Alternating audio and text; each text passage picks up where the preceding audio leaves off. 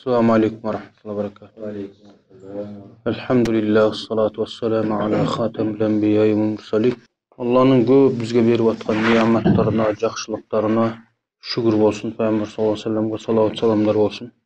Biz nefsden kavlous turasında aytıp attık. Bu nefs kavlousu bütündeyle bardığıyla jaman bola bermeydi. Жақшы jagı dagı var, jaman jagı dagı var. Allah subhanahu wa ta'ala uşunçalık hakim, çevir zat eken. Şul şahva degen nerseni da anan kalonu da berip koygan. Eger Allah subhanahu wa ta'ala kalonu, şahvanı berbese anda birinciden sınoo bolbayt. Bu dünyanın sınooluğunda mani jok anda. Ekinçiden Allah subhanahu wa ta'ala şahvanı berbey turgan bolsa anda, misali ayal şahvaсын berbese, onda üylenbeysin. Nefs tartpasa ayal üylenbeyt adam. Nefs tartpasa tamak jebeyt. Nefs tartat. Demek ayalı bolgon nefs tartat. Allah subhanahu wa ta'ala ошондой tabiat bergen.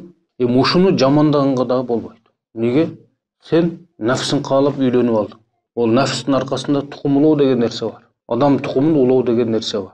Oşon üçin Allah subhanahu wa ta'ala şahva bergen, kalaysın, atkarasın. Eren kalabasın, atkarbaysın. Anda tukumuluu toktop kalat. Jeviçü şahvasın bergen. Allah subhanahu wa ta'ala eger jeviçpesең senin jaşooň toktayt. Jaşooňu ulaş üçin Allah subhanahu wa ta'ala jeviçkenge muhtaç kılgan, jeviçkenge muhtaç kılgandagı jeviçiş gerek bolup jaşooňu ulaşybız gerek. Nefstin kavlousunun bardığını ele jamanday bergenge dagı bolbayt. Misali Peygamber sallallahu aleyhi ve sellem kıblany kalagan. Özü Baytul Maqdis kıbla ele go. Peygamber sallallahu aleyhi ve sellem eň seýeret ele. Baytullah kıbla bolsa de. Murda İbrahim aleyhissalam kurgan meçittin kede Peygamber sallallahu aleyhi ve sellem oşol atam İbrahim'den kurgan üy kıbla bolsa dep eňsed Allah subhanahu wa ta'ala kıblany burdu. Peygamber sallallahu aleyhi ve sellem eň söýsüne garap. Ayşe radhiyallahu anha öňe aytat. Men Peygamber sallallahu aleyhi ve sellem aýaby kızgana öğretilim. Kebir ayallar gelip özlörün belik kılşat. Peygamber sallallahu aleyhi ve sellem'e özün belik kılgan ayallar bolgan. Şulardan kızgana öğretilim deydi. Onun Allah subhanahu wa ta'ala A'udhu billah turji men teşâ'u minhunne ve tu'vi ileyke men teşâ' ve men ibtegayte mimmen azelte felâ cunâhe aleyke degen ayet düştü. Bu ayetin tafsirleri bir neçe manilerde tafsirlenir. Peygamber sallallahu aleyhi ve sellem oşol özün belik kılıp gelgen ayallarga kalaganın sen kalagaныňdy alasın, kalabaganыңды albaysın. Allah subhanahu wa ta'ala Peygamber sallallahu aleyhi ve sellem erkine koyup.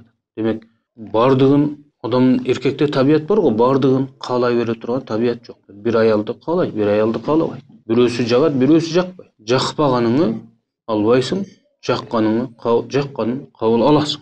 Demek kebir nerseler var.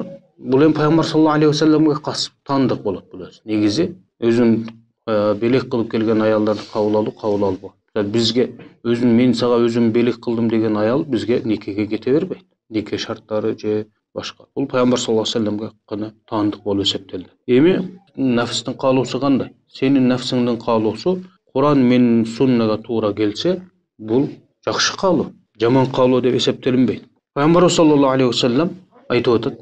İnne mimma akhsha aleykum şehavatil gayyi fi butunikum ve furucikum ve mudillatil hava. Peygamber sallallahu aleyhi ve sellem bu hadisinde men sizlerge korkkonym gardyňar anan jinslik müçöňördün kumarı çekten çıkıp ketkende aytyp. Men şudan korkom dedi Peygamber sallallahu aleyhi ve sellem. Anan nafsyňardan odaştırıp ketýär. Eger nafsyň toora jaka kalap atkan bolsa ol jakşı. Toora emes jaka joldan burup çekten çıgaryp ketip atkan bolsa bul bolbay. Demek ajarattık da. Kaçan bizdin kalabız jakşı jaka bolsa anda al jaman kaloo emes. Eger bizdi çegibizden çıgaryp ketip atkan bolsa, buzuku jakka alıp ketip atkan bolsa, misal üçin eger jinslik tarapda ala turgan bolsa, anda zina kalıp barat kalabız. Eger gardybyzdyn çeginen çıga turgan bolsak, haramga alıp barat. Demek nefs daim kaloosun erçi bere turgan bolsaň, owa jaman jakka alıp barat. Uşul jaman alemi Allah'ın razılığı tarafka Kudubay Peygamber sallallahu aleyhi ve sellem kıvılanın Baytullah'a garap kalışın kalap atkan bolsa, onda bir kıvıladan ikinci kıvıla, Baytul Maqdis'ten Baytullah abzaldırak bundan jakşıragına, jakşıdan dağı jakşıragına nafsın tartıp atkan bolsa, al nersege hiç kanday jamandyk dagı jok, toskolduk dagı jok, günö dep dagı aytılbayt alar. Demek Peygamber sallallahu aleyhi ve sellem ümmetinde bardygy ele kaloolardan korko bergen emes.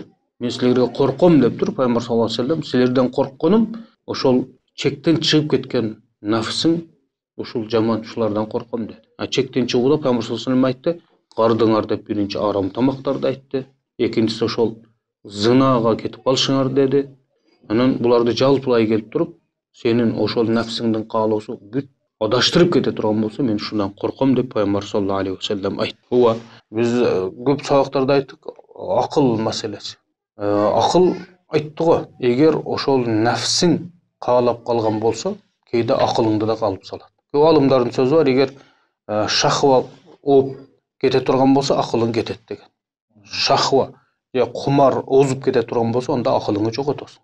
Бул биз баарыбыз билебиз, муну практически билебиз. Шахва талап кылып калганда, биздин акыл иштебей калганда бул анык эле нерсе. Ошон үчүн акылды ошол шахваны кармап калганга иштетүү керек. Мындан башка жолу биз айтып келдик, кантип кутулабыз, кантип дарылайбыз деп, буларды эске салабыз. Ибн Кайым рахимахуллах да айтып атат, адам өзүнүн шахвасына моюнсунуп калган учурда, ал бир пайдалуу чекке келип токтобойт эч качан. Нафсың каалаган же болсо нафсыңа баш ийип калган учур эч качан бир пайдалуу чекке келип токтобойт деп Ибн Кайым рахимахуллах айтып атат. Демек ушул жердеги нафс жаман нафс. Же болсо ушул жердеги нафстын каалоосу жаман каалоо болуп эсептелет. Эгер ошончолук шахваңа моюнсунуп туруп, чекти пайдалуу чектен чыгып кеткенден кийин бул жаман нафс. Эгер нафсың каалап туруп, пайдалуу чектен чыкпаган болсоң, бул жакшы нафстын каалоосу деп Ибн Кайым рахимахуллах айтат. Ошондуктан дейт Аллах субхана ва тааля Куранда көп жерлерде нафсти ээрчип кетпегенге китебинде нафсти ээрчип кетүү жаман экендигин акыбети ушуларды айтат дейт. Ооба, эгер ошол нафс пайдалуу чектен өтпөгөн болсо, буну жамандоого же болбойт дегенге болбойт. Пайгамбар саллаллаху алейхи вассалам Амр ибн Ас радиллаху анху риваят кылат: "Ла ю'мину ахадукум хатта якуна хаваху табан лима жи'ту бихи." Чек кандай эми? Нафстын каалоо чеги каерге чейин барат. Пайгамбар саллаллаху алейхи вассалам бул хадисинде айтып атат: "Силер толук момун болбойсуңар, нафсыңар мен алып келгенди ээрчибегенче болду." Эгер Пайгамбар саллаллаху алейхи вассалам алып келген бул Куран менен Сунна. Эгерде ушул Куран менен Суннаны биз нафсыбызды ээрчитип алсак, ондо ыйманыбыз тола. Ээрчите албасак, анда ыйманыбыз тола эмес. Ушул чекте тутунушубуз керек. Биздин нафс Куран менен Суннага ылайык келиш керек.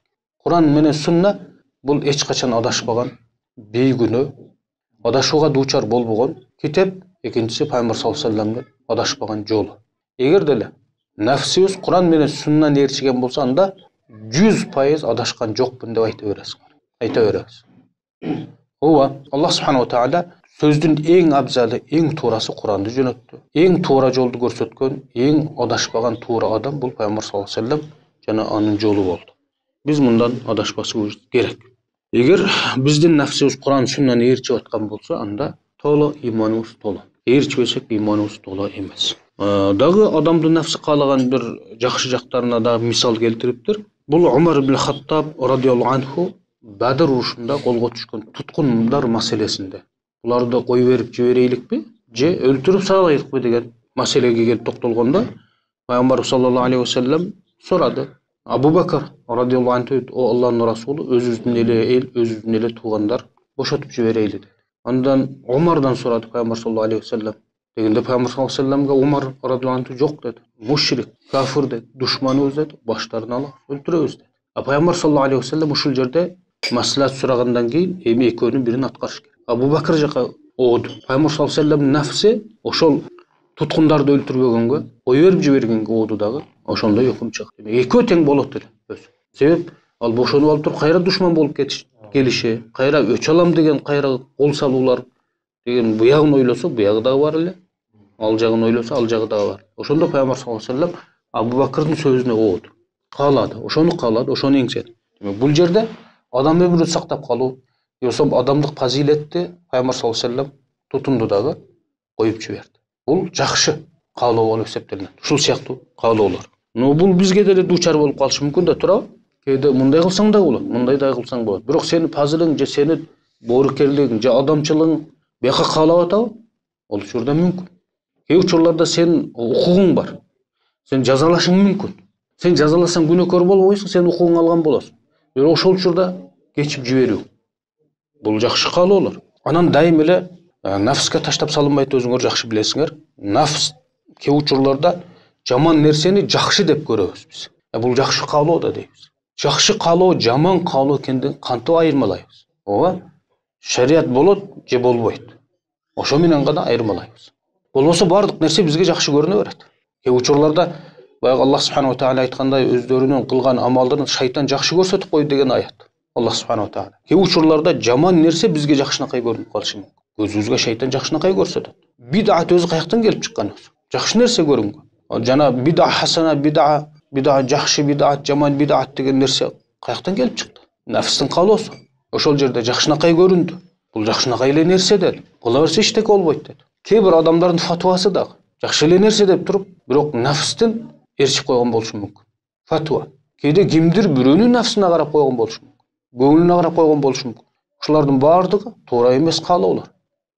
Жакшы көргөн көзгө жакшы, биздин көзүбүзгө, биздин нафсыбызга жакшы деп келген нерсенин баардыгы эле жакшы боло бербейт. Ошон үчүн бул жерге келгенде баары бир шариятты тараза кылышыбыз керек. Ушул жерде менин нафсым муну каалап атат, менин көзүм ушул нерсе жакшы көрүнүп атат, бирок менин Кураныма, сүннөмө ылайык келе келбейби? Менин нафсым Куранды ээрчип атабыз, сүннатты ээрчип атабы? Же менин нафсым башка жака баратабы? Ушу менен өлчөсөк болот. Ооба, нафс менен күрөшүү оорго турат. Бирок Аллах субхана ва тааля сен көтөрө албаган нерсени жүктөгөн эмес. Адам баласы, адамдын табияты көтөрө албаган нерсени Аллах субхана ва тааля буйруган эмес, фарыз кылган эмес, сүннөт важип кылган эмес. Аллах өзүнүн бендесинин табиятын көтөрө алган, колунан келген нерсени буйруган. Колунан келбеген нерсе эч качан фарыз эмес. Нафс менен күрөшүккө дагы Аллах субхана ва тааля инсандын өзүнүн кудурети, күчү, алы жете турган нерсе бул, нафс. Эгер жетпегенде анда Аллах субхана ва тааля нафсти эришип кеткенди арам кылбайт. Кээ бир учурларда көтөрө алабыз, колубуздан келет. Болгону күрөшүү, кыйынга турса да сабыр кылуу. Нафс менен күрөшүү өтө оор жихат дедик, Адам улуулукка таква менен жетет. Таква сенин нафсыңды тыя алган нерсе бул таква. Таква эң нафстын дагы ошол дарылоонун же нафсти токтотуп калуунун бир жолу таква болуп эсептелинет. Ошон үчүн Аллах субхана ва тааля иннама акрамакум индаллахи атқакум. Силердин эң улууңар Аллахтын алдындагы даражаңардын жогорусу таквадар. Адам канча таква болсо ошончолук даражасы көтөрүлө берет. Таква адам такыр нафсиге жол бербейт. Эми адам өзүнүн нафсына эришип кетпегендин эң чоң аламаттарынан биринен токтолуптур бул киши. Бул дүйнө кооздуктарынан, дүйнө жыргалдарынан узагыраак болуу. Дайым эле жыргал, дайым эле оюн күлкү, дайым эле жакшы кийим, жакшы ичим. Ушундан өзүн тартыбыраак жүргөн, узагыраак алып жүргөн адам, демек ошол өзүнүн нафсын тыйып аткандын белгиси деп эсептелинет. Малик ибн Динар деген адам айткан экен: "Мен табаада мин зухратил хаятид дунья фазаликал галибу ли хава." Малик ибн Динар деген адам айтып атат: "Кимде ким дүйнө кооздуктарынан өзүн узак тутуп аткан болсо, өзүнүн нафсына ээ чыгып аткан болот" деп айткан. Нафс деген нерсе бул бардык адамдарда болот. Кээ бир адамдарда эле болуп, кээ бир адамдарда деген эмес, бардык адамдарда болот. Жахилинде дагы болот, алымында дагы болот, чоңунда да, кичинесинде дагы болот, бардыгында болот. Мына ошол учурларда кимдер көбүрөөк утуп кетет? Акыл ээлер, акылды туура колдоно алган адамдар. Кеңешүү бул дагы ошол нафсты жеңүүнүн жолдорунан бири эсептелинет. Менин оюм эле туура дегенден көрө башкалардын да оюн угуу. Эгерде менин оюм эле дей турган болсоң, анда ооба сенин нафсың көбүрөөк тартып кетиши дагы мүмкүн эч нерсе эмес. Ошол данышмандардан бири айткан экен: акылдуу адам, тажрыйбасы, акыл эси кең адам ошол өзүнүн нафсинин баласынан кутулуш үчүн кеңешүүгө барат көп кезде. Кеңешүү. Пайгамбар саллаллаху алейхи вассалам сыпаттарынан сахабалар менен кеңешүү. Ооба, сөзүбүздүн кыскасы эң биринчиден Аллах субхана ва тааля бизге жардам берсин, нафсыбызды эричип кеткенде. Андан кийин Аллах субхана ва тааля берген акыл эсти туура тутуна турган болсок, бул дагы нафсти тыюунун, нафсти тизгиндөөнүн бир куралы болуп эсептелинет. Андан кийин ошол эле акыл менен Куран сүннөнү тутунуу, көп эле нафстын каалоосуна моюн суна бербөө, биз буларды жакшы эле түшүндүк. Аллага шүгүр, алхамдулиллах, ушул нерсени үйрөндүк. Эми биринчиден өзүм амал кылганга özümü çakyram, andan keyin sizlerdi çakyram. Bolşunça näfisli tyganga, bolşunça näfisli tizgingenge hareket kılaýly inşallah. Iki dünýä bagtly bolabys. Assalamu aleykum.